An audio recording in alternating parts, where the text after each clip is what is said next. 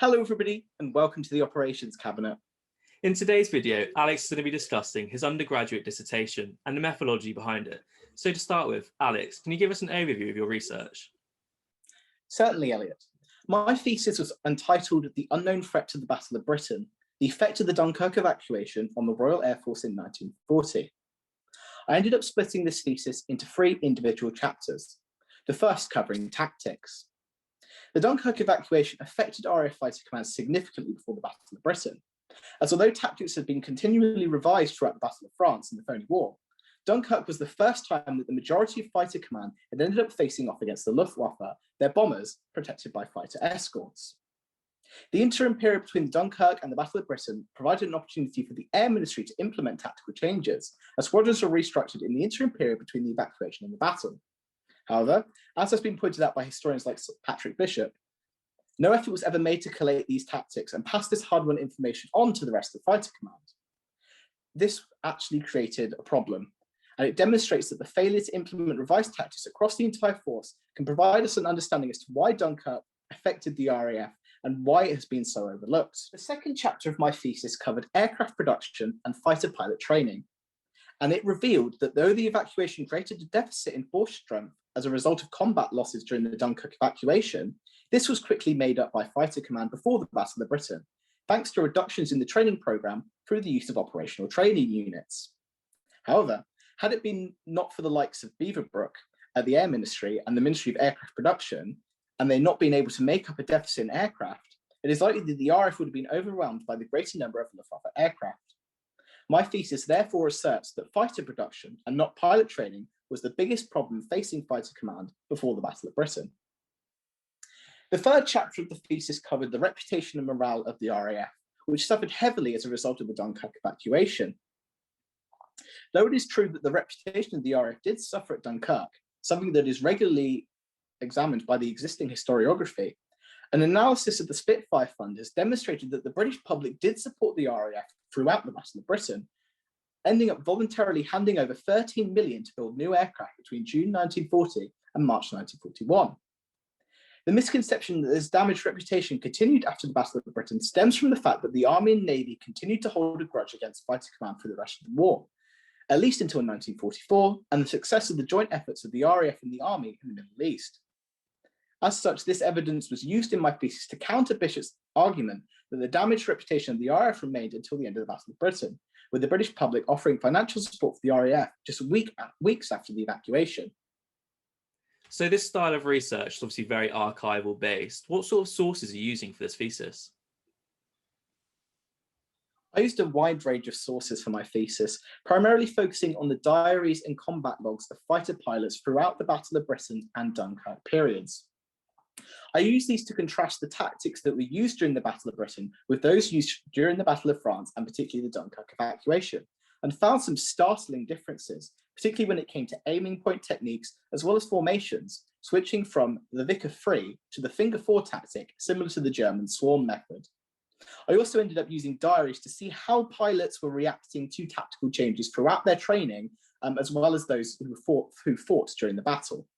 If you look at the diaries and notes of those who were training at the time of the Dunkirk evacuation going into the Battle of Britain, you notice that there is actually a shift in the tactics as the Battle of Britain progresses, primarily focused by those tactics learned during Dunkirk. So it's actually quite useful to examine documents from this method. Most people would refer to this as kind of a history from below style, but you also use empirical documents such as official training reports and official changes to legislation that were made throughout the period. It's evident that you had a very large amount of sources for this study. Did you ever face any difficulty when you're trying to locate sources, especially towards the latter end of the dissertation when we find ourselves in the pandemic? Well, to be honest, yes and no. Some archives were incredibly useful for helping me find sources. In particular, the RF Museum in Hendon, London. They were brilliant. I emailed them a few months before my visit, which took place in the January of 2020. And they sent me a complete list of all the sources that they had relating to the Dunkirk and Battle of the Britain period, which was brilliant. And I ended up a few weeks before noting down the exact sources I wanted to look at. And then when I was on the train up to London, I focused on the ones that I needed to read first. Other archives, such as National Archives, they have brilliant online collections so you can look through, have good item descriptions, and you can kind of decide which is most relevant to your topic. Other archives are a little less clear. You don't really know if the source is actually useful until you get there on the day. One of the problems I faced is I found what I thought was going to be something really interesting online, which was a training report on the figures needed to support fighter command in a particular period. And I assumed that this was going to be the Battle of Britain period because there was no date attached. However, when the item was presented to me by the archivist, I realized it was actually for 1944. But it's okay because I ended up using this document for my research proposal for my master's thesis and a section that I was going to do to compare figures in fighter and bomber command in the later stages of the war.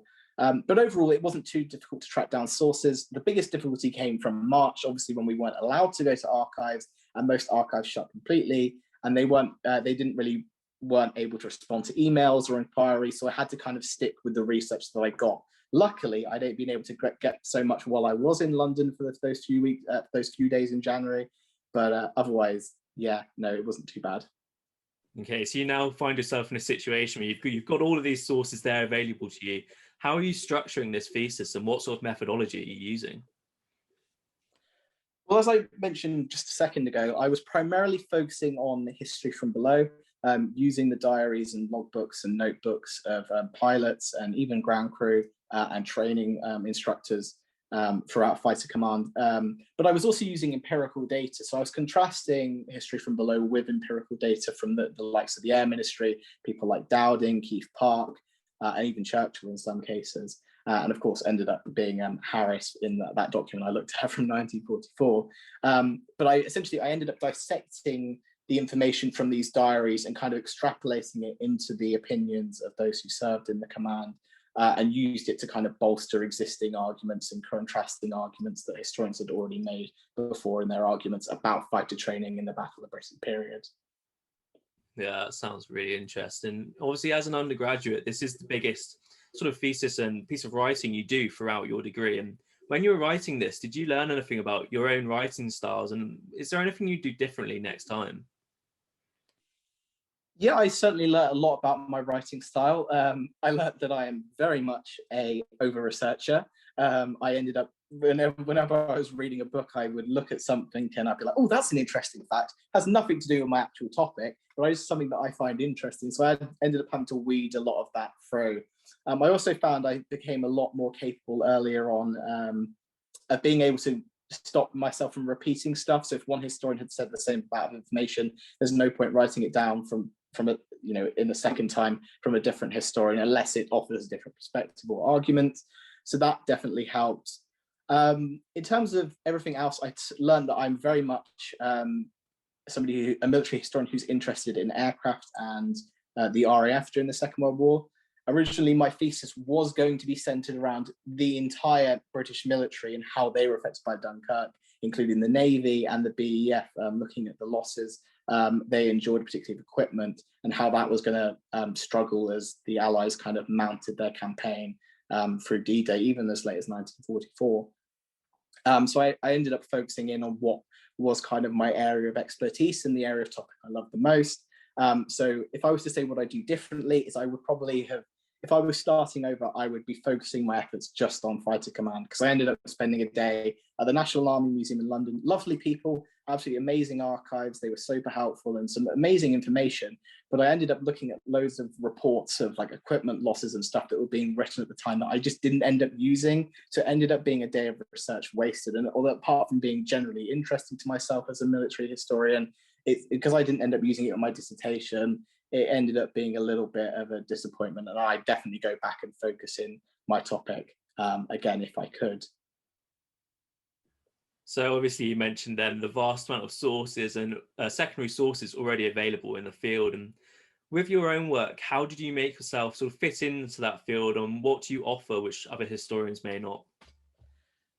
Well, my supervisor ended up describing my thesis in its proposal as a bit of a revisionist piece.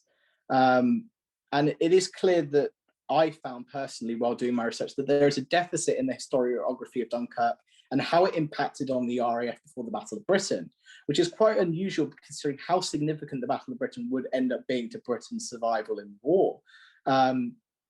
I personally, I put this down to the fact that the RAF was not as badly affected by the evacuation as the other two services, owing to the increasing importance of fighter command to the defence of Britain in the Battle of Britain. A great emphasis was placed by the British government, particularly Churchill, into rebuilding the RAF, and the likes of Dowding and Beaverbrook helped us kind of streamline the process. The BEF, on the other hand, ended up being sidelined, and there was less of a kind of focus on the training and distribution of supplies into the army after Dunkirk, because they knew that they weren't going to be going on land invasion anytime soon. And therefore, it is kind of only natural that more research was conducted into the impact of the evacuation on the other two services, simply because it appears from the outset that the fighter command wasn't that badly affected. But that's what my thesis wanted to challenge. It wanted to prove that, yes, fighter command was affected by the battle, by Dunkirk going into Battle of Britain, but because of how significant they would become in the later battle, more focus was placed on rebuilding them. So it looks like they didn't actually lose too much through the evacuation, or they weren't affected too much by the evacuation. Another important point that I wanted to add is that while doing my analysis on training, it allowed the dissertation to build on my first chapter on tactics, as it ended up providing an understanding of how tactical revisions were incorporated across fighter command. And as I said, they weren't really done very uniformly. Most squadron leaders would share their tactics with their squadron, but it wouldn't go past that squadron generally. So different squadrons ended up having radically different techniques as they went into the Battle of Britain. And it was only when the battle kind of started to go properly ahead that the tactics started to become more uniform, as the earlier pilots, the old lags, as Harris would refer to them in the bomber command context, were killed out through the battle, and the new recruits coming through the operational training units and the kind of tactical structure they were kind of brought up in a more uniform style. So the new pilots coming in, the freshly qualified pilots, they were all more kind of similar to the early pilots, if that kind of makes sense. And because these tactics were not universal, with recruits being taught different tactics, it kind of suggests that Dunkirk did not have much of an impact on tactics and training in it, as something like aircraft production. And I ended up kind of arguing that the Battle of Britain kind of cemented tactics more than the Dunkirk evacuation, whereas what Dunkirk made the air ministry realize is that they needed to focus on fighter production. Yeah, I can back that up, that your study was a great success, and it really shows new aspects into the field. And I wonder from that, is what influence did you take from this study for your postgraduate study today?